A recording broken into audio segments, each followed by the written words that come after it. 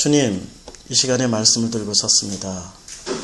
주께서 함께해 주시고 주께서 이 시간에 사람의 말을 전하는 것이 아니라 주님의 복음만을 전할 수 있게 저를 도구로 써주시옵소서. 축복하여 주시옵소서. 예수님의 이름으로 기도드렸습니다. 아멘. 오늘 설교를 하기 전에 여기에 참석하시는 분들이 도대체 어떤 분들일까, 그리고 말씀을 준비하면서 어떤 수위로 어떤 눈높이를 맞춰서 준비를 해야 될까, 나름 이렇게 생각을 좀 했었습니다. 근데 여기 딱 우리 보는 순간 이제 마음이 결정이 됐어요.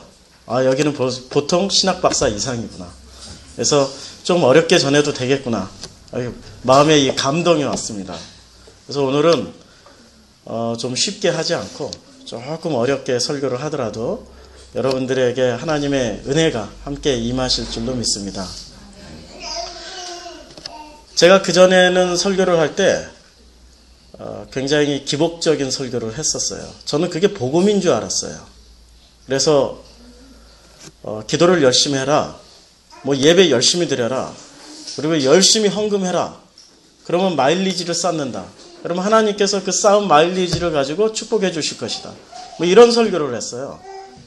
근데 이제 바꿨습니다. 아니, 주님이 바꾸셨어요. 이제는 제가 전할 말은 간증은 하나도 없어요. 오직 주님의 말씀만 증거하는 것이 이제 제가 해야 될 일, 이 강대상에서 해야 될 일이라고 주께서 가르쳐 주셨습니다. 우리가 이 본문은 굉장히 유명한 본문입니다. 왕을 바꾸는 장면입니다. 왕을 바꾸는 장면이에요. 이 왕을 바꾸는 장면에 등장하는 사람들이 몇 사람이 있습니다. 사울이 등장했고, 사무엘이 등장했고, 이새가 등장했고, 다윗의 형제들이 등장을 했습니다. 이 장면이, 왜 성경에서는 이 장면이 굉장히 길게 아주 긴 텍스트로 쓰여졌을까? 사실은 이 본문이 나오기 전에 이 본문을 뒷받침하는 전후 배경이 있습니다. 그 배경은 사무엘상 15장부터 시작해서 15장, 16장, 17장까지 이 3장에 걸쳐서 이어지는, 그리고 어쩌면 사무엘상 전체를 아우르는 그 본문의 전체적인 전후 맥락이 지금 이 16장을 뒷받침하고 있습니다. 이 16장을 자세히 읽어보면 우리는 어렸을 때부터 주일학교부터 들어왔던 그런 흔한 얘기들을 우리는 떠올릴 것입니다. 하나님이 다윗에게 기름 부으셨고 그때부터 다윗은 축복을 받아서 왕이 되었다. 이게 우리가 어렸을 때부터 들어왔던 본문의 내용입니다. 그러나 이 본문은 그렇게 간단한 본문이 아닙니다. 왕을 바꾸는 장면입니다. 왕을 바꾸는 장면. 이건 한마디로 말해서 정권 교체입니다. 정권 교체를 하는데 등장인물이, 우리가 생각하는데 정권 교체를 하기 위해서는 전 국민이 들고 일어나야 되는데 하나님은 딱 한 사람만 선택하십니다. 전 국민의 투표를 허락지 않으시고 단 한 사람을 들어서 왕을 바꾸십니다. 정권 교체를 이룹니다. 우리 사람들은 흔히 이렇게 생각합니다. 왕을 바꾸는 정권 교체를 하기 위해서는 모든 사람들의 합의와 모든 사람들의 결론이 도출돼야 권력 교체가 이루어진다라고 생각합니다. 그러나 그것은 세상 권력이고 하나님의 권력은, 하나님의 사람은 딱 한 사람만 필요합니다. 그 사람은 사무엘이었습니다. 하나님의 뜻을 받은 대리자 사무엘. 그도 또한 자기가 스스로 왕을 바꿀 수 있는 권한을 가진 사람은 아닙니다. 그 사람조차도 하나님의 명령에 의해서, 하나님의 명령을 가지고 명령을 받은 그 사람이 하나님의 명령을 전달하러 갈 뿐입니다. 그러면 실제로 왕을 누가 바꾸냐? 권력을 누가 교체하냐? 그것은 오직 단 한 분, 하나님이 바꾸신다라는 겁니다. 하나님이 바꾸시면 바뀝니다. 믿습니까? 하나님이 바꾸시면 바뀝니다. 온 국민이 투표하고 온 국민이 시위를 하고 온 국민이 죽어가면서 혁명을 일으켜서 바꾸어내는 것이 아니라 오직 단 한 분, 하나님이 바꾸시면 바뀌는 겁니다. 아주 간단합니다. 아주 간단한데 여기서 쓰이는 이 등장인물들을 자세히 살펴보면 굉장히 복잡한 속사정들을 가지고 있습니다. 도대체 이 사람들이 어떻게 쓰임 받을 수 있을까? 이 사람들을 자세히 들여다보면 쓰임 받을 만한 인물이 하나도 없어요.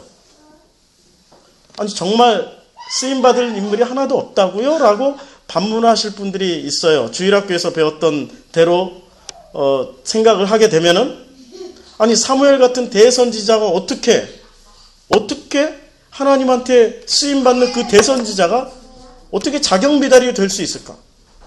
아니 다윗 같은 사람이 어떻게 자경미달이 될 수 있을까?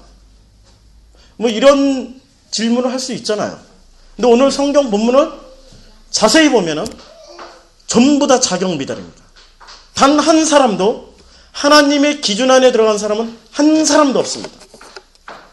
단 한 사람도 하나님의 그 기준 안에 합격이란 판정을 받을 수 있는 사람은 한 사람도 없습니다. 제가 간증을 포기한 이유는, 간증할 게 너무 많아요, 사실은.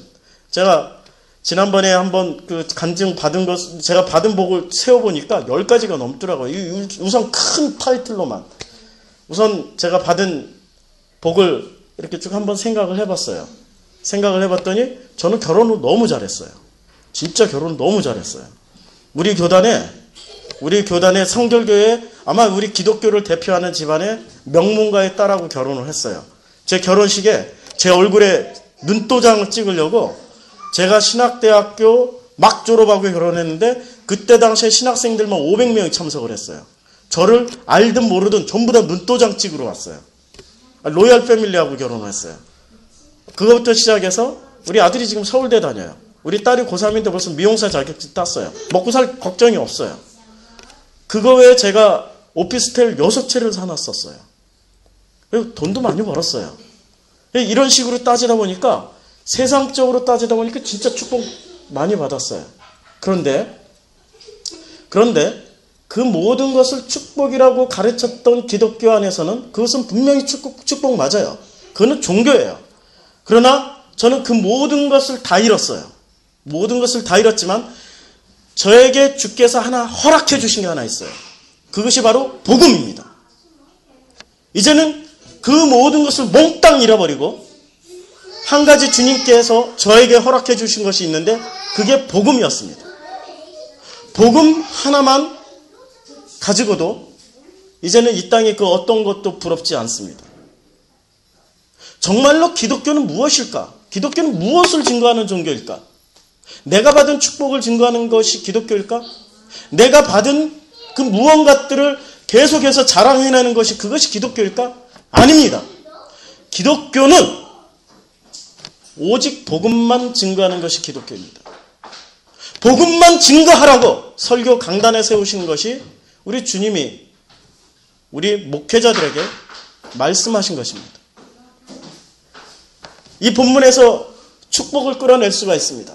이렇게 살면은 복 받는다. 이렇게 살면은 성공한다. 이렇게 살면은 다윗처럼 정말 위대한 왕이 되고 많은 것을 누릴 수 있다라고 얼마든지 그런 것을 찾아서 설교할 수 있습니다. 그러나 로마서에 분명하게 말씀하고 있습니다. 다른 복음은 없다. 갈라디아서에서 말씀하고 있습니다. 하나님의 복음 외에 다른 복음은 없다라고 말씀하고 있습니다. 다른 복음은 무엇입니까? 다른 복음이 도대체 무엇입니까? 다른 복음은 종교라는 탈을 쓴 가짜 복음들입니다. 우리 교회는 너무나도 가짜 복음에 익숙해져 있습니다. 그 가짜 복음은 무엇이죠? 가짜 복음은 복음 외에 나머지 것들입니다. 제가 아들하고 작년 한 해 동안 아프리카부터 시작해서 아프리카를 공단해가지고 이집트까지 가고, 이집트에서 터키로 넘어가서 터키에서 아르메니아, 조지아, 이란까지 가서, 이란에서 말레이시아, 태국까지, 그리고 전 개인적으로 미얀마, 라오스, 태국, 베트남, 그리고 중국까지 해서 여행을 했었습니다. 주로 여행했던 지역이 이슬람 지역이었어요. 이슬람 지역과 그리고 또 여행했던 지역의 소수민족을 찾아서 여행을 했었습니다. 그 모든 지역을 여행하면서 각 나라의 종교를 보게 되었습니다. 각 나라의 종교와, 그리고 제가 선교의 현장에 있었던 짐바브웨에서 기독교의 상황을 보게 되었습니다. 그 기독교의 상황을 보면서 그 기독교 내부에 수많은 이단들이 있었습니다. 그 대표적인 이단이 어파스톨릭 처치. 그 아프리카에 이단이 굉장히 많습니다. 아프리카 기독교가 90%다. 그러면 그 중에 30%는 이단입니다. 대한민국에도 물론 마찬가지고 대한민국에 현역으로 활동하고 있는 자칭 예수가 52명이에요. 아세요? 뭐 이만희부터 시작해서 안산홍 이미 죽었죠? 이 안산홍이 은퇴해가지고 이미 죽어서 은퇴해서 52명입니다. 이 수많은 이단과 전 세계의 종교의 공통점이 하나 있습니다. 뭔지 아십니까? 이단과 종교의 공통점, 그들이 공통분모로 가지고 있는 것, 그들이 가장 강조하고 있는 것, 그게 뭔지 아세요? 그것은 바로 율법입니다. 도덕과 윤리를 준수해라. 율법을 지켜라. 그러면 너희가 축복을 받고, 그러면 너희가 장수할 것이고, 그러면 너희가 만사에 형통할 것이다. 모든 이단은 그렇게 가르치고 있어요. 모든 종교 또한 그렇게 가르치고 있습니다. 안 그렇습니까? 모든 이단과 모든 종교의 공통점은 놀랍게도 율법을 가르치고 있어요. 율법을 가르치고 있습니다. 그 종교가 바로 구약의 종교, 율법의 종교, 주님이 완성하지 않은 바로 전 단계의 종교.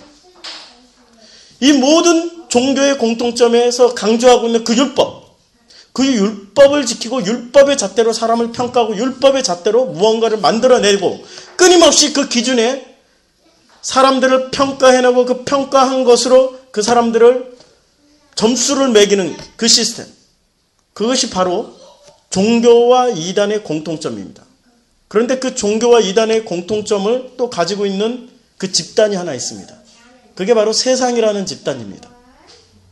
세상은 놀랍게도 성적순으로 행복을 매깁니다. 그래서 누군가가 얘기를 했죠. 행복은 성적순이 아닙니다.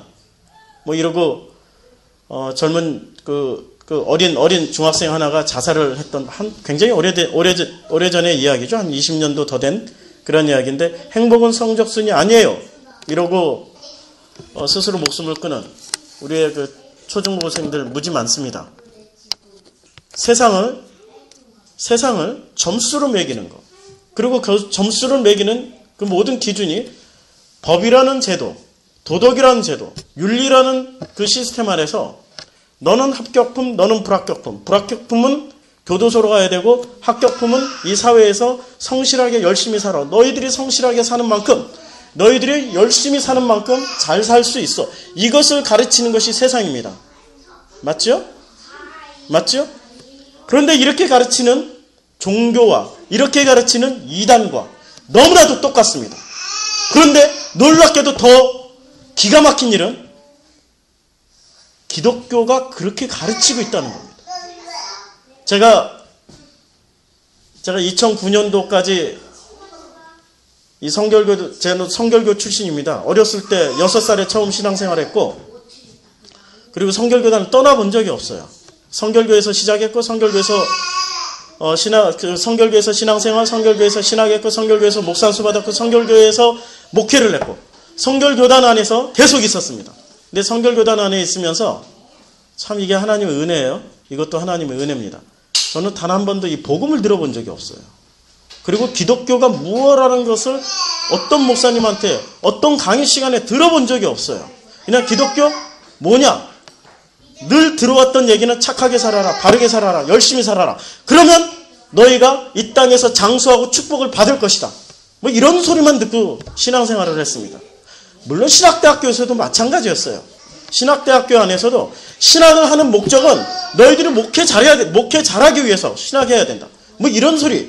결국에는 말하는 형태는 다르지만 본질은 같은 거예요. 본질은 같은 거. 신학 공부 열심히 해야 목회 성공한다. 너희가 목회 성공하는 것은 큰 교회, 대형 교회, 뭐 유명 부흥사 이런 것이 된다라는 것을 끊임없이 저는 배워왔고, 그 배우는 것에 어떤 그 반발심을 일으켜서 전혀 반대의 길로 나갔던 적이 있었습니다. 이 기독교는 정말로 그런 종교일까? 기독교는 정말로 도덕과 윤리와 열심히 착하고 바르게 살면은 이 땅에서 장수하고 축복받는 종교일까? 그렇지 않습니다. 오늘 성경 말씀을 보면은 놀랍게도 하나님의 말씀을 지킨 사람들이 하나도 안 나와요.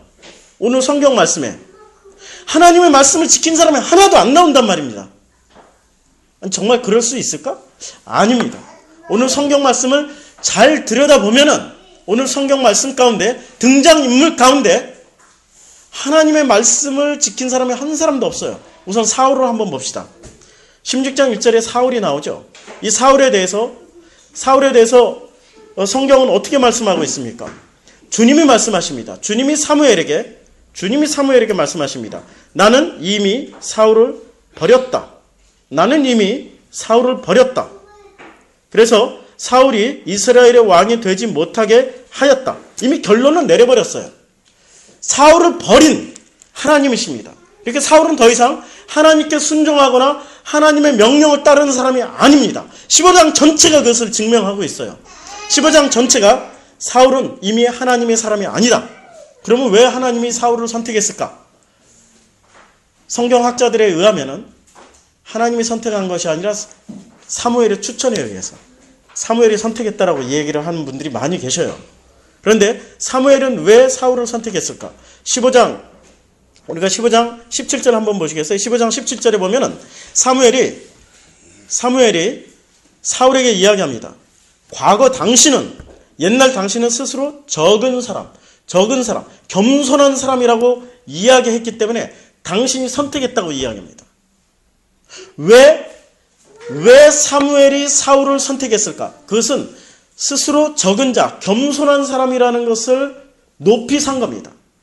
겸손한 사람이라고 얘기했던 이 사울을 사무엘이 선택을 했습니다. 그래서 초대 이스라엘의 왕으로 세웠습니다. 그런데 이 15장이 넘어가기도 전에 하나님이 사울을 버려버립니다. 하나님이 사울을 폐기시켜버립니다. 15장 35절에 보면은 15장 35절에 주님이 이렇게 말씀하십니다. 15장 35절에 사무엘은 더 이상 사울을 만나려 하지 않았습니다. 그래서 사울 때문에 마음이 너무나도 아팠습니다. 그래서 또 여호와께서는 사울을 이스라엘의 왕으로 삼으신 것을 후회했습니다. 후회버리셨어요. 이미 곳곳에 15장 전체 곳곳에 나는 사울을 버렸다. 나는 사울을 버렸노라. 나는 사울을 더 이상 왕으로 세우지 않겠다. 사울을 왕으로 삼은 것을 후회한다. 하나님이 직접 이렇게 말씀하셨어요. 겉의 겸손함을 보고 선택했는데 이 겸손했던 그 사람이 권력을 잡으니까 어떤 모습을 드러냅니까? 권력을 잡자마자 이 사울이 드러낸 모습은 놀랍게도 하나님의 편에 서는 것이 아니라 사람의 편에 서버립니다. 15장 24절을 성경은 이렇게 말씀하고 있습니다. 사울의 모습을 나는 백성이 두려워서 백성이 행하는 대로 했습니다. 하나님을 두려워해야 될 하나님의 지도자가 교인들을 두려워하고 있습니다. 하나님을 두려워해야 될 그 지도자가, 목사가 하나님의 말씀을 선포하지 않고 교인들이 듣기 좋은 말만 하고 있습니다. 교인들의 편에서 교인들의 귀를 즐겁게 해주고 교인들의 생사화복을 빌어주고 교인들의 축복을 빌어주고 하나님의 복음은 전하지 않는, 마치 지금 대한민국의 교회하고 너무나도 흡사한 이 지도자의 모습. 사람을 즐겁게 하기 위해서 사람의 편을 들었다는 이 사울의 고백은 정말로 놀라운 고백입니다. 겉으로는 겸손했는데 속으로는 자기의 기득권을 지키기 위해서 하나님을 버려버리고 사람을 선택해버린 것입니다. 이 사람에게 복음이 어디 있습니까? 복음을 알고 있다면, 복음을 믿고 있다면 감히 이렇게 할 수가 없습니다. 어떠한 고난이 오더라도, 어떠한 어려움이 있다더라도 정말로 그 자기에게 죽음을 당할 수 있는 그 위기가 온다 할지라도 이 사람은 복음을 선택할 것입니다. 하나님을 선택할 것입니다. 근데 사울에게는 복음이 없었습니다. 복음이 없었기 때문에 복음을 버려버리고 사람을 선택해버린 겁니다. 사람을 선택해버린 이 사울을 향해서 우리 하나님이 말씀하십니다. 15장 31절 아까 읽었던 말씀 중에 내가 사울을 선택한 것을, 왕으로 세운 것을 후회한다. 이 후회한다라는 말은 창세기 6장에 나오는 사람의 죄악으로 인하여서 내가 사람을 만든 것을 후회한다라는 말씀하고 똑같은 말씀입니다. 후회한다. 심판하셔요. 그 후회에, 하나님의 그 후회의 결론은 심판이십니다. 하나님이 후회하신다라는 것은 반드시 심판하신다는 말씀입니다. 그래서 하나님은 사울을 심판했어요. 사울을 심판했습니다. 자, 놀랍게도 이 사울이라는 인물이 신약에서도 등장합니다. 이 사울이 하는 역할이 무엇입니까? 자기가 가짜 왕이 돼서 자기의 가짜 겸손으로 지금 왕이 되는 순간 가짜의 겸손이 폭로가 되지 않았습니까? 가짜의 겸손이 폭로되고 자기가 권력을 휘두르는 그 자리에 들어서 버리고 나니까 권력을 휘두르는 왕이 되고 나니까 진짜의 겸손이었던 복음을 밀어내버리고 자기가 복음 행세를 하고 있다 이 말입니다. 사람을 즐겁게 해주겠습니다. 복음이 무엇입니까? 사람을 기쁘게 해주고 행복하게 만들어주는 것이 복음 아닙니까? 자기가 자기의 방식으로 자기가 복음 행세를 하고 있다 이 말입니다. 자기가 복음 행세를 하면서 사람을 기쁘게 해줬던 이 사울이 결정적으로 했던 일이 무엇입니까? 다윗을 죽이려고 했습니다. 아니, 복음의 혈통을 끊어버리려고 그랬어요. 이게 지금 사울이 가장 복음을 떠난 자가 가장 먼저 했던 일이 복음의 혈통인 다윗을 죽이려고 그랬어요. 여하튼간 무조건 수단과 방법을 가리지 않고 죽이려고 했다는 겁니다. 근데 이 사울이 놀랍게도 신약 성경이 나와요. 신약 성경이 나옵니다. 바울 이전의 사울. 하나님의 성경은 창세기부터 계시록까지 너무나도 놀라워요. 너무나도 놀랍게 똑같은 사울이라는 이름을 들어서 쓰시는 겁니다. 그런데 이 바울이 되기 이전에 사울은 어떤 일을 했습니까? 지금 이 사울 왕과 똑같은 일을 하지 않았습니까? 복음을 방해하고 복음을 죽이고 복음을 믿는 사람들을 죽이는 일을 했습니다. 지구 끝까지 어디서든지 이 사울 왕이 다윗을 찾아가는 죽이려고 칼 들고 쫓아가는 그 장면 그대로 사울이 복음을 들고 가는 그 사람들을 쫓아다니면서 죽이는 일을 했다는 겁니다. 하나님이 우연히 뽑았더니 사울이었더라. 그래서 너 이름이 재수없다. 야, 기분 나쁘다. 이름을 바울로 바꿔라. 이렇게 하셨겠습니까? 아닙니다. 지금 구약 성경의 사울을 설명하기 위해서 신약 성경에서 사울을 선택했다는 겁니다. 우리 하나님은 그렇게 성경이 그렇게 어설픈 책이 아니에요. 어설픈 말씀이 아닙니다. 너무나도 치밀한 이 성경을 읽다 보면은 우리가 정말 그 말씀 안에 무릎을 꿇을 수밖에 없어요. 구약 성경의 사울이 했던 일을 신약 성경의 사울이 그대로 합니다. 그런데 한 가지 차이점이 있어요. 구약의 사울과 신약의 사울이 한 가지 차이점이 있습니다. 구약의 사울은 심판받아서 죽어버려요. 심판받아서 자기가 장렬하게 유다처럼 자살해버리고 맙니다. 유다처럼 자살해버리고 말아요. 칼을 땅에다 꽂아놓고 자기 거기에 엎어져서 장렬하게 죽어. 내가 할례받지 않는 저 이방인들에게 내가 모멸을 당하느니 치욕을 당하느니 차라리 내가 멋있게 죽자. 그게 죄입니다. 그게 죄예요. 그게 뭡니까? 그렇게 멋있게 죽자. 이런 마음이 바로 무엇입니까? 하나님의 은혜 없이 내가 모든 것을 결정하겠다라는 그 속마음이 드러나는 겁니다. 사울은 끝까지 자기의 속마음 가운데 하나님이 없었어요. 베드로와 유다의 차이점. 베드로는 회개했습니다. 유다는 자기가 목매 자살했습니다. 똑같이 주님을 배신했음에도 불구하고 베드로는 회개했고 유다는 자살했습니다. 구약의 사울은 자살로 끝났어요. 그런데 이 세상의 모든 사람들이 다 사울이라는 거 아십니까? 여기 앉아있는 여러분도 뭐 사울하고 별반 다르지 않아요. 사울하고 별반 다르지 않아요. 사울하고 다를 만한 것이 뭐가 있습니까? 겉으로 내놓는 것이 여러분이 겸손이었고 겉으로 내놓는 것이 멋있는 의.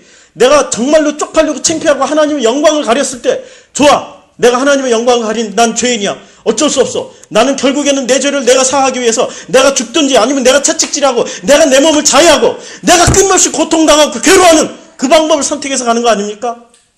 그것이 사울이었어요. 내 모습하고 뭐가 다릅니까? 내가 고난에 처할 때, 내가 고통에 당할 때, 내가 어려움에 처하면 처할수록 주님께로 달려가고 주님 앞에 무릎을 꿇는 것이 아니라 그 고난을 헤쳐나가기 위해서, 이 고난을 헤쳐나가기 위해서 더욱더 애를 쓰고 더욱더 노력하고 더욱더 인간적인 방법을 써 나가는 것이 그게 바로 사울이었는데, 그 모습이 내 모습하고 뭐가 달라요? 아니 뭐 나는 그때마다 교회 가서 기도했는데요. 난 그때마다 정말로 금식하고 무릎을 꿇었는데요. 그 금식과 그 기도의 목적이 뭡니까? 그 고난을 벗어달라고 해나가는 그것이 기도의 목적 아니었습니까? 아닙니다. 그거 잘못됐어요. 사울이에요. 그게 고난이 있을수록, 어려움이 있을수록 정말로 내가 그 고난에서, 어려움에서 벗어나게 해달라고 간절히 부르짖는 게, 그런 게 기도가 아니란 말입니다. 기도라는 것은 주님이 나에게 무엇을 말씀하고 있는지를, 그것을 뜻을 살피는 것이 기도입니다. 우리 한국교회는 기도를 많이 하는 것을 캡으로 알아요. 그걸 짱으로 알고 있습니다. 기도 많이 하면 뭐합니까? 기도 많이 해서 내 뜻을 관철시켜 하나님을 변화시켜서 하나님의 뜻이 변화가 돼가지고 내 뜻대로 하나님을 움직여달라. 이게 기도 아니었습니까? 이제까지 우리가 배운 기도는 그거 아니었습니까? 그러나 진짜 이 기도는 내 뜻 내려놓고 하나님의 뜻대로 가는 그 결론을 내는 것이, 그게 기도입니다. 그래서 그 기도의 결론을 주님이 보여주셨어요. 겟세마네 동산에서 땀방울이 핏방울이 될 때까지 간절히 기도하면서 우리 주님이 결론을 내렸어요. 내 뜻대로 하지 마시고 아버지의 뜻대로 하시옵소서. 모든 간절한 기도의 결론은 내 뜻대로 하는 것이 아니라 아버지의 뜻대로 하는 것입니다. 지금 사울, 자기 뜻대로 살다가 자기 뜻대로 멋있고 장렬하게 자살해버렸어요. 그게 사울이었다란 말입니다. 그런데 구약의 사울은 끝까지 자기 뜻대로 살다가 끝까지 자기 뜻대로 죽어버렸어요. 근데 신약에서 사울은 어떻게 됐습니까? 모든 사울은 가만히 냅두면 구약의 사울처럼 이렇게 죽는다는 얘기입니다. 복음을 만나지도 못하고, 복음이 무엇인지도 깨닫지도 못하고, 복음이 무엇인지도 자기 삶에 단 한 번도 적용시켜보지도 못하고 그렇게 죽어버리려, 이 말입니다. 그래서 주님이 십자가 지고 오셨어요. 주님이 오셔서 십자가를 지시고 정말로 복음이 돼서 이 땅에서 당신을 증거하고 가신 그 후에 사울들은 어떻게 변했습니까? 그 후에 사울들은 하나님이 다메섹 도상에서 강제로 만나주시는 거예요. 강제로 만나주시는 거예요. 이해가 되세요? 우리는 보통 그렇게 배우지 않았습니까? 뭐 내가 기도를 많이 했더니 하나님이 나를 이렇게 만나주셨더라. 내가 복음을 알았더라. 내가 정말로 금식을 했더니, 내가 금식을 하고 정말 열심을 내서 신앙생활을 했더니 하나님이 나에게 은혜를 주셔서 내가 이렇게 하나님의 은혜 가운데서 살아가더라. 뭐 이런 얘기들이 대한민국 교회의 주류 아닙니까? 아니에요. 하나님의 복음이 임하는 장면은 내 노력과 상관없이 다메섹 도상에서 강제로 하나님이 임해버리시는 겁니다. 모든 사울은 깨닫지를 못해요. 신약의 사울을 보세요. 신약의 사울은 율법 안에서 율법을 다 지켰고, 바리새인 중에 바리새인이고, 바리새인 중에 바리새인, 학문을 한 사람 중에 가장 많은 학문을 한 가말리엘 문화생이었고, 정말 이 사울은 종교가 할 수 있는 최고의 최선의 길을 다 선택해서 했어요. 그 사울이 그럼에도 불구하고 복음을 보지 못하는 겁니다. 그 열심을 가지고 종교 생활을 했지만은 복음을 알 수가 없어요. 복음을 만날 수가 없어요. 그러니까 복음을 죽이러 다니는 겁니다. 복음을 죽였잖아요. 스데반을 죽이는 자리에 있었잖아요. 자기가 다 배후 조작해서 다 죽였잖아. 손에 피만 안 묻혔지. 자기가 돌을 안 집어서 던졌지. 모든 사람들 돌을 던지게 만들었잖아. 그게 사울이었어요. 그게 율법이었어요. 도저히 변화 가능성이 없었던 사울. 모든 사람을 손가락질했던 사울. 너는 그래서 신앙생활 그래서 안 돼. 너는 이래서 안 돼. 너는 이런 죄를 지어서 안 돼. 너는 이런 죄 때문에 안 돼. 요즘 한국교회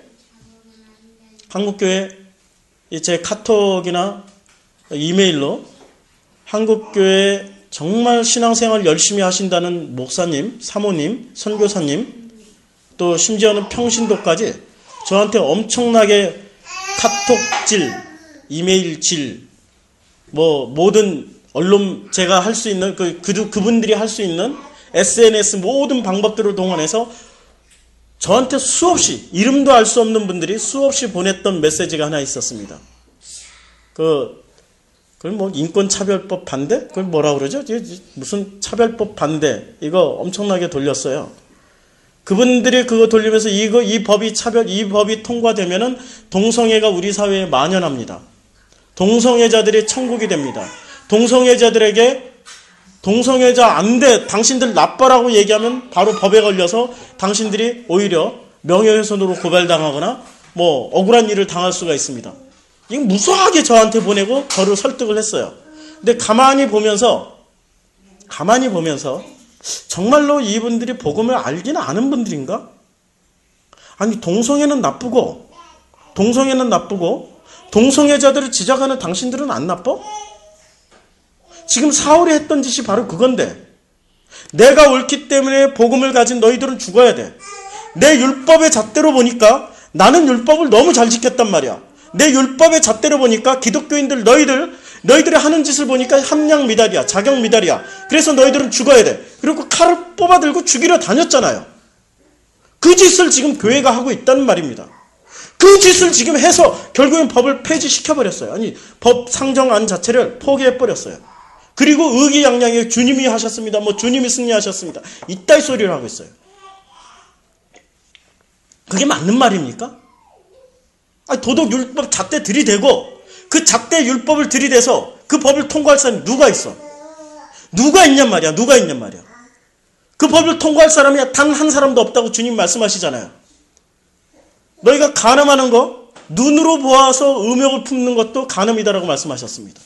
아니, 마음으로 생각으로도 죄 안 짓는 사람이 어디 있어요? 우리 주님의 율법은, 우리 주님이 말씀하신 그 복음은 율법보다 훨씬 더 무서워요. 율법은 통과할 수 있을지 몰라도 복음의 법은 절대 통과할 수가 없습니다. 율법은 눈에 보이는 수준이지만 복음은 눈에 안 보이는 마음까지, 주님이 그 마음까지 감찰하시는 거예요. 오늘 설교 제목이 뭡니까? 외모로 취하는 하나님이 아니고 마음으로, 중심을 보시는 하나님이라고 그랬잖아요. 그 중심을 주님 보시고 계신단 말이에요. 지금 이 본문이 이 사울을 통해서 중심을 보니까 넌 아니야, 폐기시키고. 그렇지만 신약에 와서 복음 이후에, 주님의 이후에, 십자가 사건 이후에 그 어떤 누구도 이 복음의, 이 율법을 통과할 수 없기 때문에 주님이 복음을 주신 거예요. 그게 강제로 다메섹 도상에서 그냥 임해버리신 겁니다. 여러분이 복음을 알고 있다고 자랑하십니까? 나는 십자가의 사건을 알고 있다고 자랑할 수 있어요? 아닙니다. 그 누구도 자랑할 수 없게 부끄러운 구원을 주신 것입니다. 나 같은 죄인에게. 그래서 복음을 알면 알수록 누구에게 손가락질을 할 수가 없어요. 그 어떤 죄인에게 손가락질을 할 수가 없어요.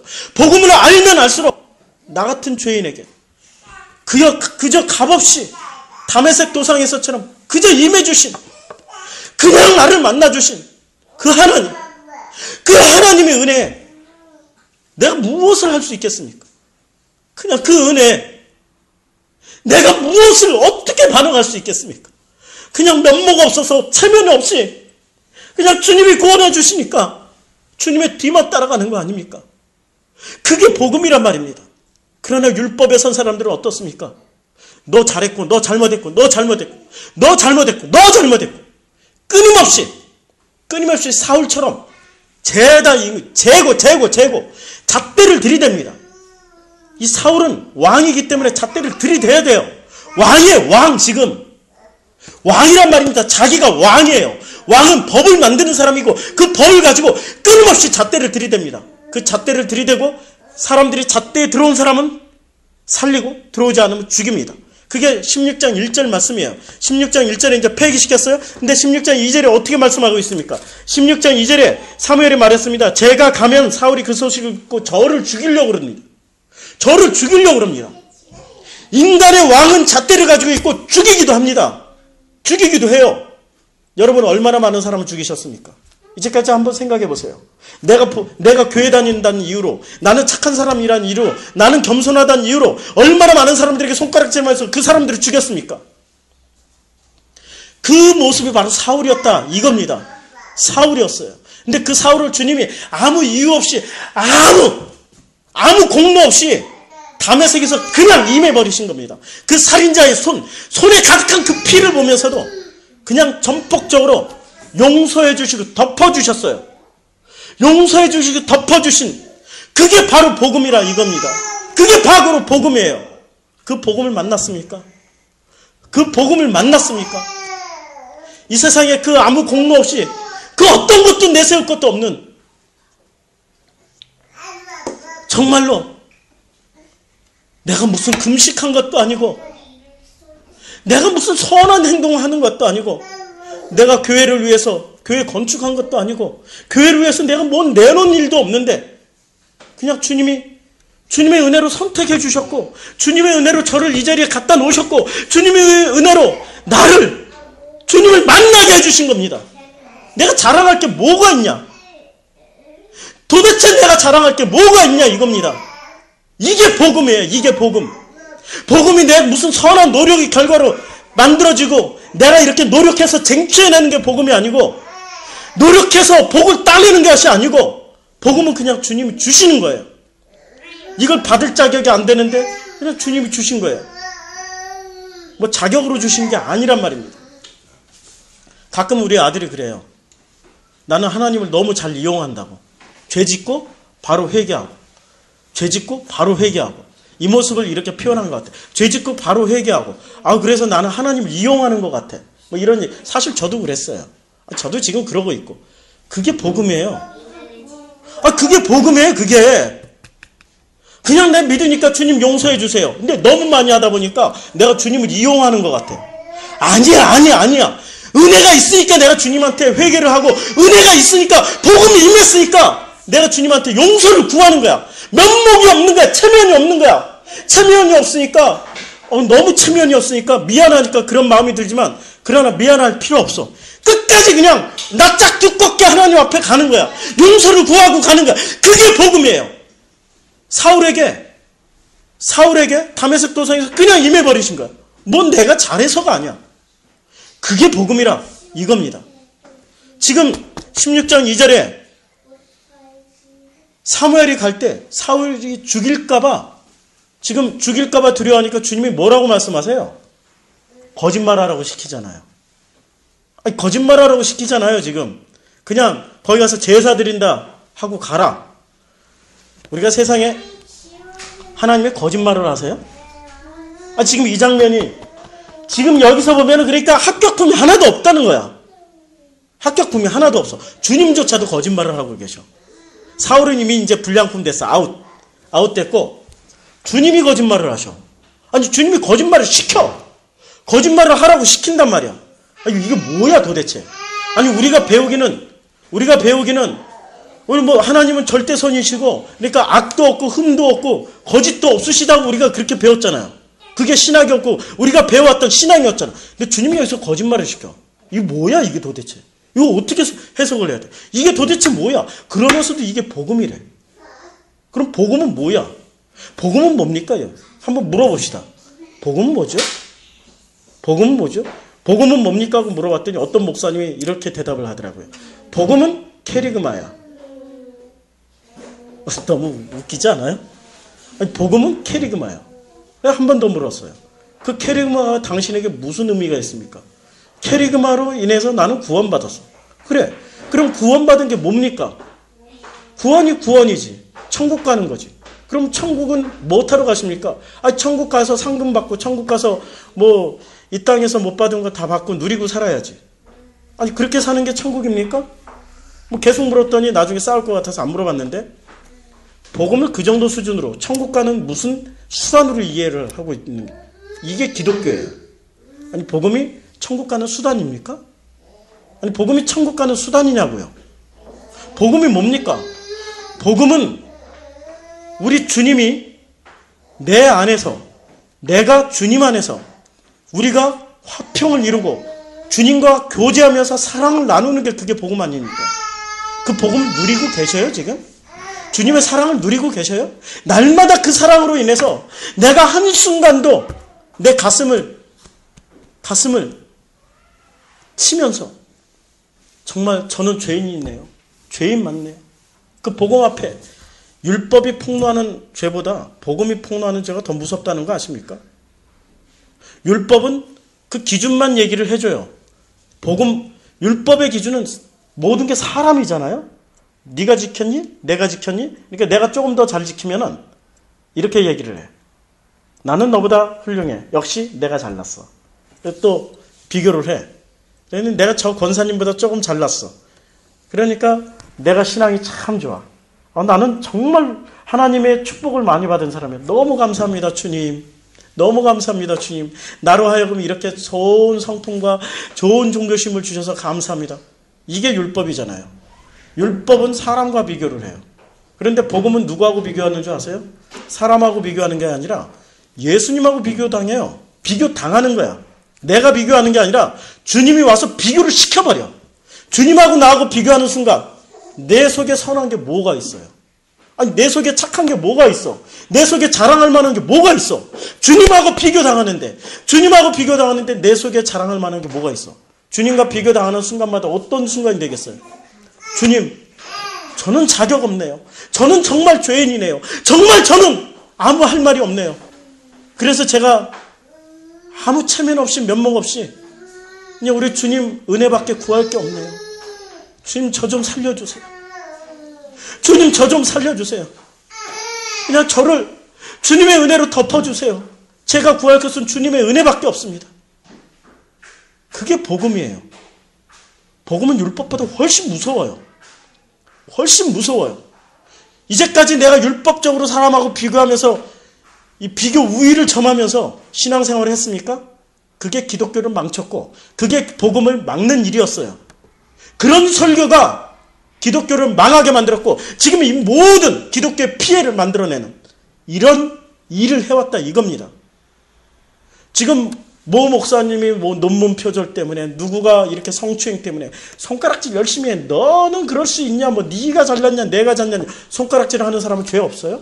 아니, 주님하고 한번 비교해보자고. 손가락질 하는 그 사람하고 비교하지 말고 복음이신 주님과 한번 비교해보자고. 손가락질 할 수 있겠어요? 아무도 할 수 없는 거예요. 왜? 주님이 절대선이시기 때문에. 여기서 판단 기준을 아니 주님이 거짓말을 시켰으면 주님 나쁜 신이야? 뭐 이렇게 얘기를 하잖아요. 아니에요. 그분이 절대선이야. 절대선이셔요. 절대선이시기 때문에 그 복음이 지금 말씀하시는 거예요. 복음이 말씀하시는 거예요. 복음이 이게 이해가 잘 안 되죠. 이해가 잘 안 돼. 왜냐하면 우리는 선악의 구조로 선악과를 따먹은 죄인이기 때문에 선악의 구조로 생각해서 죄라는 것은 어떤 결과물이 죄라고 생각해. 그러나 진짜 죄는 뭐예요? 결과물이 죄가 아니야. 그건 죄의 열매일 뿐이고 진짜 죄는 뿌리. 우리 마음에 죄가 있다라는 거예요. 그래서 성경은 창세기부터 계시록까지 마음이 청결한 자 복이 있나니 끝까지 마음의 문제를 그 마음에 누구를 지금 모시고 있냐. 그 마음속에 누가 있냐. 이걸 이야기하는 게 성경이란 말입니다. 여러분들 마음에 지금 누가 있어요? 선악 구조인 판단하는 율법이 들어가 있습니까? 도덕과 윤리가 들어가 있습니까? 아니면 도덕과 윤리, 율법을 싹 지워버린 정말 주님 한 분만 들어가 있습니까? 절대선이신 그 하나님 아버지가 들어가 있습니까? 한번 따져보자고요. 내가 신앙생활하면서 사회생활하면서 끊임없이 누군가에게 너 왜 그래? 대한민국의 모든 부모들이 자녀를 다 두드러 잡는 이 자녀들의 정신병을 일으키는 자녀들의 성격 파탄을 일으키게 하는 주범이라는 거 아십니까? 정말 신앙인의 부모도 마찬가지야. 내가 정말 그 교수님 우리 정말 신앙 좋다고 하는 교수님 집에 갔어요. 뭐 유학도 갔다 오신 분이고 박사학위 받으셨어요? 얼마나 집안 분위기가 경건한지 나 깜짝 놀랐어. 들어가는 순간부터 경건이 흘러. 그리고 나하고 그 목사님하고 대하는 가운데 딸들이 와가지고 아빠하고 얼마나 얘기하고 싶었고 그 자리에 참여하고 싶었는지 이 딸들이 와서 수시로 문을 열고 아빠 이거 하면 어때? 저거 하면 어때? 그때마다 그 아빠가 어떻게 하는 줄 아세요? 나에 대한 예의 때문에 조용히 해. 처음에 이렇게 하다가 나중에 죽어? 뭐 이런 거야. 나에 대한 예의가 아니라 그냥 나를 불편하게 해주는 거야. 이런 것이 자녀들에게 지금 상처가 된다는 걸 몰라. 도덕과 윤리와 관습법과 성문법과 이 모든 것이 뭉뚱그려져 가지고 그걸 기독교라고 착각하고 있는 거야. 그걸로 두들겨 잡아. 그걸로 두들겨 잡아. 진리를 알지니 진리가 너희를 자유케 하리라고 그랬으면 나만 자유를 누리고 내 자녀들은 자유를 못 누리면 돼? 말이 안 되잖아요. 말이 안 되잖아요. 진짜 자유는 뭡니까? 진짜 자유는 이거예요. 나의 하나님이 나를 만들었던 것처럼 내 아들의 하나님, 내 딸의 하나님이 내 아들과 딸을 만들어 줄 것이다라는 그 믿음을 가지는 게 그게 진짜 자유예요. 그냥 자유해버리면 돼요. 그리고 자녀들을 위해서 중보기도만 하면 돼. 맞잖아요. 그럼 주님이 다 만들어 주시잖아. 믿음이 없으니까 자녀들에 대해서 끝까지 간섭하고 끝까지 잔소리하고 끝까지 자기 스타일로 만들어야 돼. 이게 내 신앙이고 내 신앙을 네가 물려받아야 돼. 이건 나에게 맡겨진 사명이고 이 사명을 너는 이 사명대로 너는 나의 복사판이 돼야 돼. 그러면서 끝까지 강요하는 게 서울대 가라. 명문대 가라. 이런 거 강요하잖아. 이게 대한민국 사회, 대한민국 장로님, 권사님, 목사님들의 아들, 딸, 부모, 자식 간의 관계이잖아요. 그게 맞아요? 그게 맞냐 이거예요. 거기에 무슨 믿음이 있어? 자녀를 지도하시고 자녀를 인도하시는 그 하나님에 대한 믿음이 요만큼도 없는 거야. 믿음이 없어. 그러니까 자녀들이 다 상처받고 교회 다니는 자녀들이 얼마나 상처 많이 받고 얼마나 쓰러지고 얼마나 좌절하고 얼마나 그 마음 가운데 분노가 가득한지 아세요? 가짜 신앙인들, 율법의 신앙인들, 복음을 누리지 못하는 그 신앙인들 때문에 그렇게 돼버린 거 아세요? 하나님이 지금 거짓말을 하신단 말이에요. 근데 이게 거짓말이 아니에요. 왜냐하면 그분 자체가 선이야. 그분께 맡겨. 그러면 돼. 내 자식이 거짓말을 해. 내 자식이 하는 말이 거짓말이 아니야 지금. 주님께 절대적으로 맡기면은 그 하나님이 내 자식을 인도하시는 과정 중에 있을 뿐이야. 왜 못 믿어? 왜 안 믿어요? 절대 안 믿어. 왜? 내가 하나님이 돼버렸으니까. 내가 판단하기에 너는 지금 거짓말하는 거야. 너는 그래서 나빠. 너는 그러니까 회초리를 맞아야 돼. 지금 누가 옳고 누가 그런 거야? 내 속에 누가 들어가 있는 거야? 내 속에 하나님이 들어가 있어요? 내 속에 그분이 들어가 있어요? 아니 그분이 들어가 있지 진짜. 내 속에 하나님이 안 들어가 있고 그분이 들어가 있지. 그분이 우리가 섬기는 우상 그분이 들어가 있지. 정확하게 따져보자고요. 그분이 하나님이셔요? 그분이 그놈이야. 맞아요? 틀려요? 정말로 하나님을 믿으면은 하나님께 맡겨버리는 거 아니에요. 믿음이라는 거 맡기는 거 아니야. 지금 여기서 신앙 없는 러셀은 여기서 따지는 거야. 이래서 나는 하나님을 못 믿겠다. 이래서 하나님을 못 믿겠다. 100번 정독을 한 거야. 성경을 100번 정독하고 이래서 나는 성경을 정독한 결과 하나님을 못 믿겠다.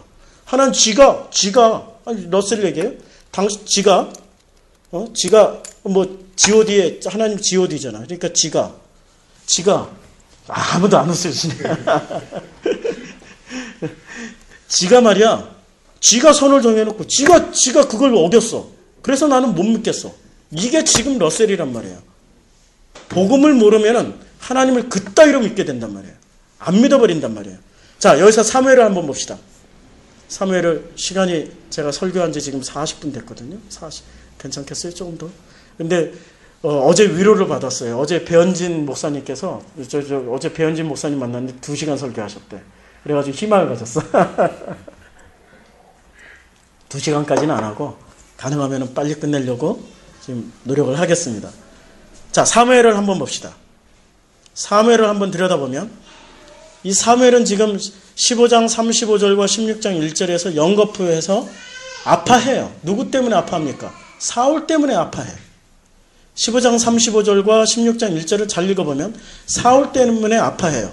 아니 하나님이 버린 사람인데 하나님이 버리면 자기 버려야지. 지가 왜 마음에 뒀어 지금. 마음에 두고 왜 아파하냐 이거야. 사무엘이 신앙이 있어요? 하나님 버렸으면 자기도 버려야 될 거 아니야. 근데 사무엘은 마음에 사울을 품고 아파하고 있어요. 못 버리고 있어. 버리질 못하고 있단 말이에요. 세상 권력, 세상 왕 이걸 못 버리고 있단 말이에요. 그런데 사울은 하나님이 버렸고 사무엘은 못 버리고 있는 사무엘도 사실은 버림을 당해야 되는데 하나님이 안 버리세요. 참 신기하죠? 사울은 하나님 버렸는데 사무엘은 안 버려요. 자, 이 마음에 품고 있는 이 사무엘, 우리가 보통 대선지자들은 실수를 안 한다. 예언을 하면 정확하게 예언한다. 뭐 환상을 보고 뭐 그대로 하면 그대로 이루어진다. 아니에요. 이 사무엘을 보면 얼마나 실수를 많이 하는지. 벌써 사울에게 한번 실수했잖아요. 마음에 품고 그것도 또 마음에 못 지우고 계속 마음에 품고 아파하고 있어. 그 아파하고 있단 말이야. 이 아파하고 있다는 말이 신약에서는 애통하다는 말이야. 아니, 애통하는 그 애통의 진정한 의미는 뭡니까? 복음이 옆에 있으니까 복음 때문에 내가 견딜 수가 없는 거야. 내 죄 때문에. 내가 복음과 견주어 보니까, 예수님과 비교해 보니까 주님, 나는 어쩔 수 없네요. 이 마음이 애통하는 마음이거든요.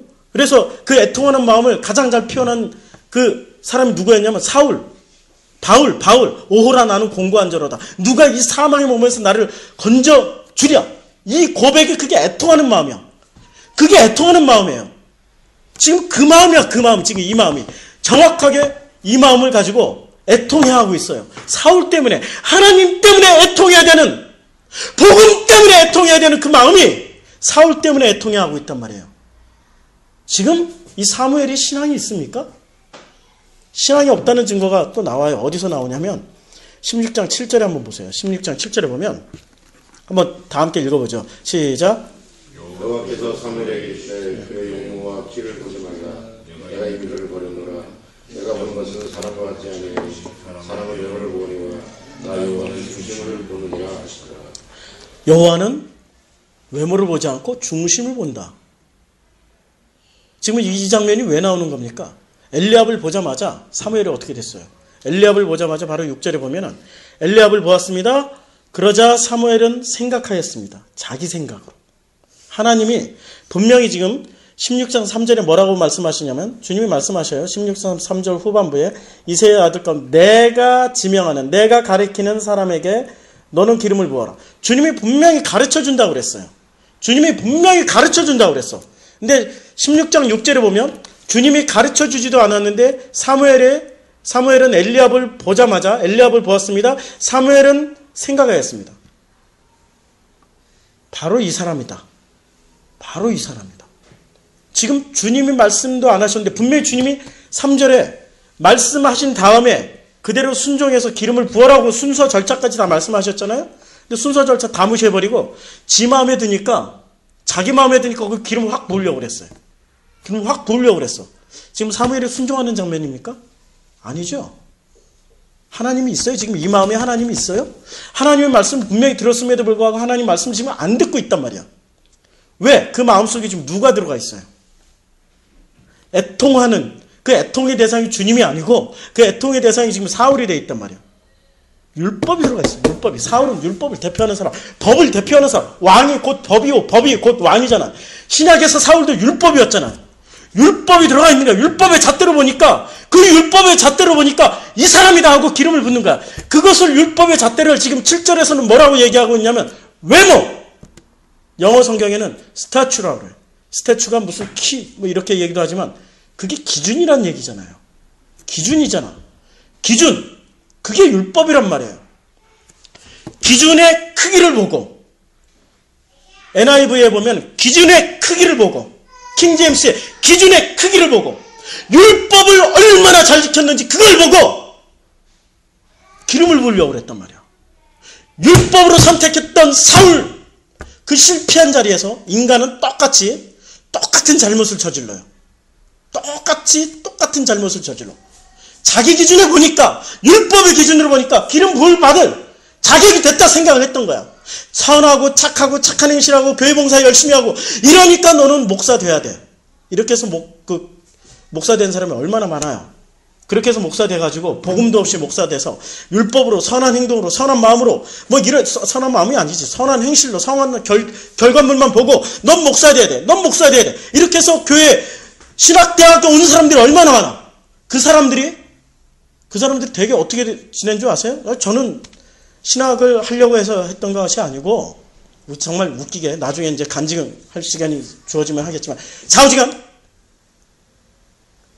그렇게 해서 신학 온 사람들은 진짜 착하게 착한 행실만 내고 착한 행동 그대로 홀리홀리하게 목회하다가 지금 홀리홀리하게 목회하는 데서, 거룩하게 목회하는 데서 그 사람들이 바로 바리새인들이 다 돼 있어요. 지금 교권 싸움하고 뭐 교단 맨날 그 사람들한테 연락이 와. 뭐 누구 찍어라 누구 찍어라. 그런데 그런 착한 행실로 안 살고 거꾸로 사는 거야. 행실이 막 그러다 보니까 신학대학 다닐 때 술 마시고 고통스러워하고 괴로워하고 막 돌 던지고 이 울분을 참지 못해서 이러한 사람들이 오히려 착한 행실과 다른 행실을 했던 그 사람들이 오히려 지금 복음을 만난 사람들이 훨씬 더 많아. 이게 무슨 얘기일까? 제가 많은 상담을 하는데 겉으로 정말 착해요. 성실해. 약속 잘 지켜요. 정말 착한 사람이에요. 항상 하는 말과 행동이 착한 사람이에요. 그리고 어떤 사람은 말만 꺼내면 욕이고 거친 말이고 뭐 사기치고 도둑질하고 이런 사람이 두 사람이 있어요. 두 사람이 좀 존재하고 있어. 그런데 이 두 사람의 마음이 다른 마음일까 같은 마음일까요? 복음을 만나기 전에 둘 다 같은 마음이라고 주님 말씀하셔요. 왜? 이 착한 사람은 어렸을 때 자기가 착한 일을 하다 보니까 그 일로 그 착한 행실로 목적 성취를 하는 거야. 자기가 원하는 것을 얻어내는 거야. 형제들 간에 옷 한 벌 더 얻어 입고 밥 한 그릇 더 먹는 거야. 착하게 하니까 인정받으니까 공부 열심히 하니까 그 열심히 했던 것으로 인정받아서 자기가 성공하는 길로 갈 수 있다라고 믿음이 생겨버린 거야. 그 길로 가는 거야. 그러니까 그 사람의 마음은 뭐예요? 목적 성취, 자아 성취야. 행실만 결과물만 착할 뿐이야. 근데 이 사람은 거짓말하고 인상을 팍 썼더니 목적 성취가 되는 거야. 그렇게 하니까 자기 일이 더 잘 이루어지는 거야. 그러니까 이 사람은 악쓰고 거짓말하고 폭력을 휘두르는 쪽으로 나가버리는 거야. 그러나 이 사람의 마음은 뭐예요? 행실은 악하지만 이 사람 마음도 역시 목적 성취야. 주님은 지금 여기서 그 말씀을 하고 계십니다. 착한 행실로 결과물로 보지 말고 마음을 들여다보라는 거야. 마음을. 나는 마음을 보고 있는, 중심을 보고 있는 여호와 하나님이다. 여러분들이 지금 내놓는 결과물이 뭡니까? 그거 가지고 만족하십니까? 그거 가지고 만족하세요? 나는 이렇게 와서 예배 드렸고, 나는 이렇게 목회하고 있고, 나는 여기서 이렇게 성실하게 봉사했고, 나는 여기서 이 모든 시설 다 해줬고, 나는 교회를 세웠고, 나는 교회 나와서 열심히 봉사하고 있고, 그걸로 지금 내세우고 그걸로 주님 앞에 인정받으려고 하고 있어요? 마음을 들이세요. 마음을. 사무엘상은 끊임없이 주님께 말씀하고 있습니다. 15장에 이런 말씀을 하고 있어요. 사울에게 제사가 순종이 제사보다 낫다. 순종이 제사보다 낫다. 무슨 말씀입니까? 결과물을 내놓지 말고 그 중심을 보여달라 이거야. 그 중심을 보여달라. 그리고 16장 7절에서 결론을 맺어줘. 외모로 판단하는 하나님이 아니고 나는 중심을 보고 판단한다. 마음에 찔림이 있어야 돼. 지금 그 마음을 막 뭔가 부딪혀서 나 같은 사람이 어떻게 그 마음에 지금 부딪힘이 있습니까? 주님은 마음을 계속 찌르세요. 주님은 그 한 사람을 구원하시기 위해서 축복이라는 도구를 쓰시지만 그러나 가장 결정적인 도구는 고난이라는 도구를 쓰세요. 왜냐하면 우리 인간은 도무지 깨닫지 못해. 전부 다 사울이야. 전부 다 사무엘이야. 주의 종이 됐다 하면서도 지 생각대로 하나님 말씀하셨어도 하나님 말씀 안 듣고 자기가 기름 확 부어버리려고 그래요. 그게 사울이요 사무엘이에요. 그러니까 하나님은 끊임없이 그 사람들에게 그 고집 세고 완악한 사람들을 복음으로 인도하기 위해서 고난이라는 것을 써요. 고난이라는 것을. 왜 내게 이렇게 예수 믿었는데 고난이 많습니까?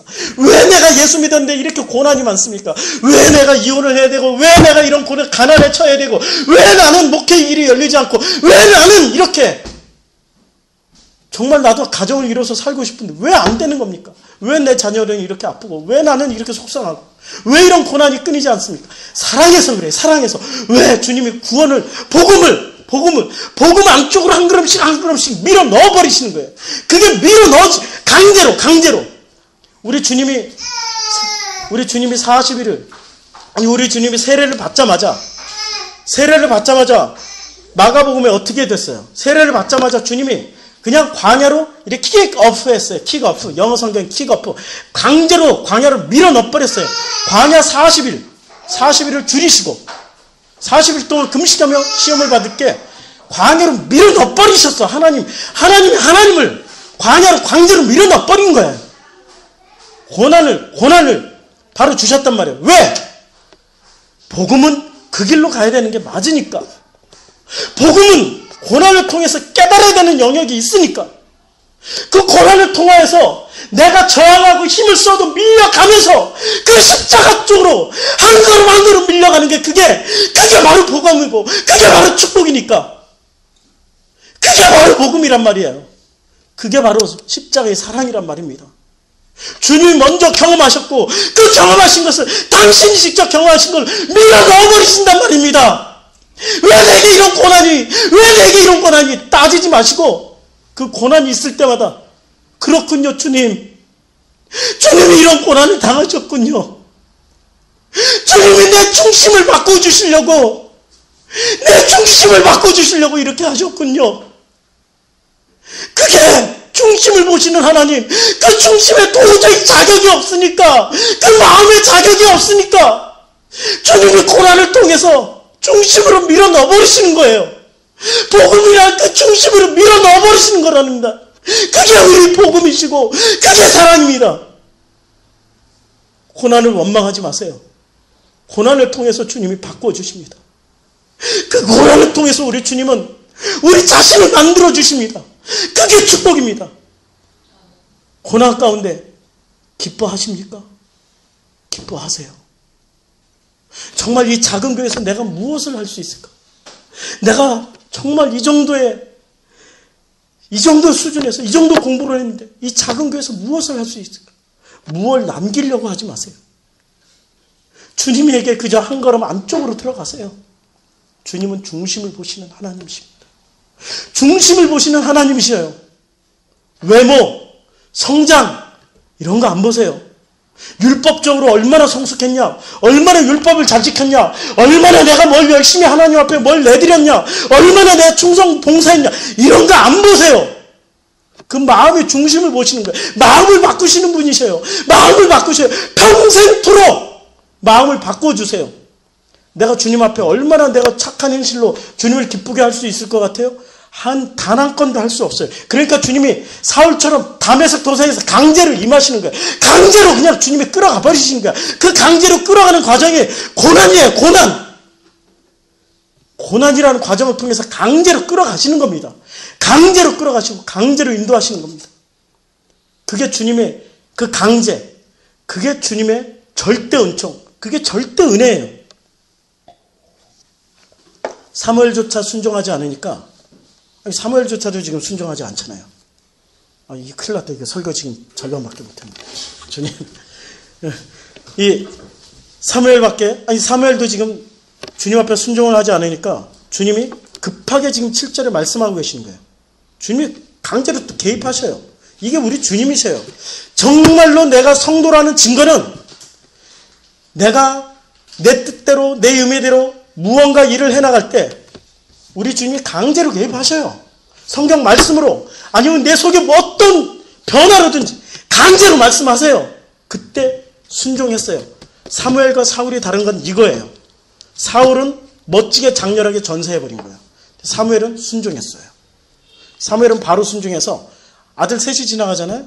아들 셋도 의미가 다 있는데 나중에 시간 되면 결국에는 아들 셋 다 마음에 안 들었어요. 마지막 다윗 하나 지나갈 때 주님이 그 다윗에게 기름 부으라고 말씀하셔요.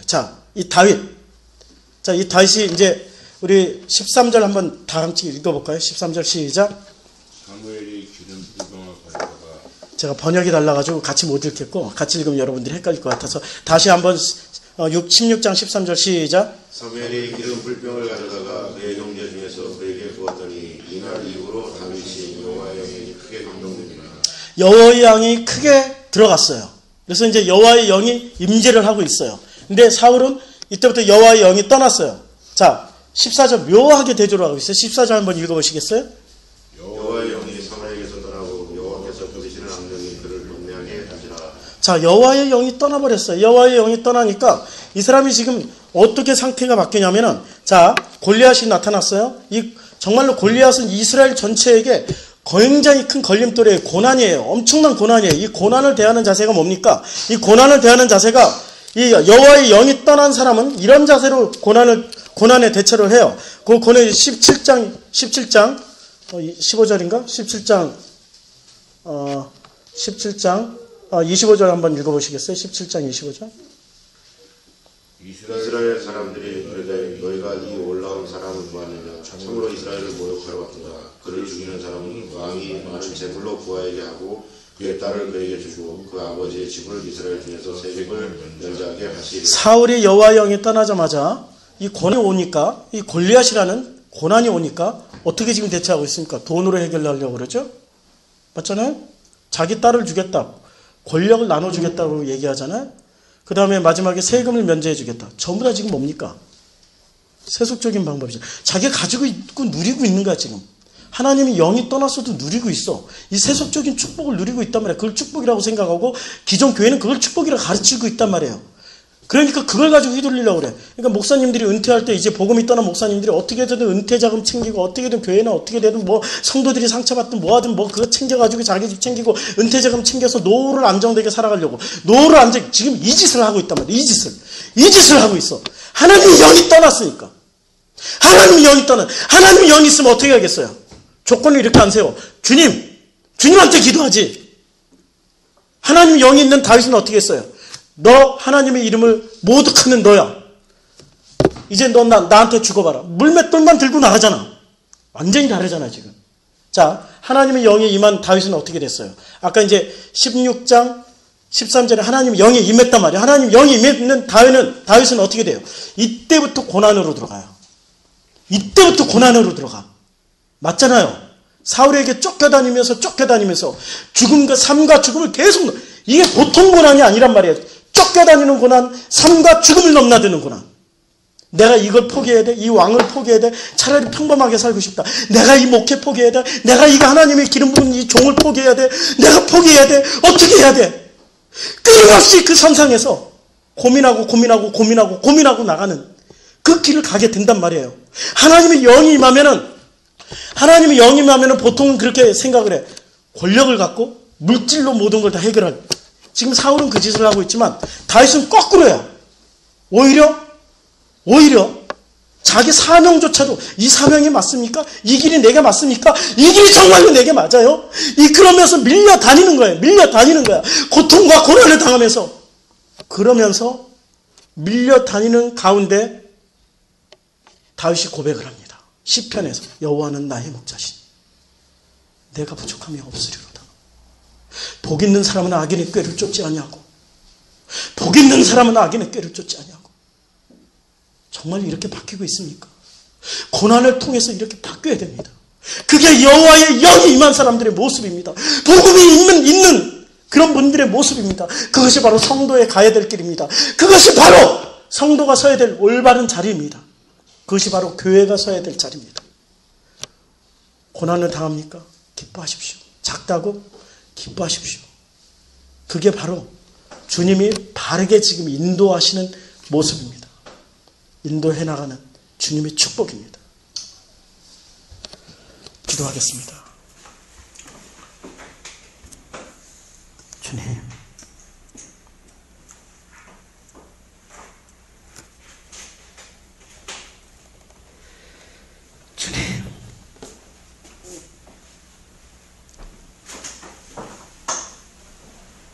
아버지,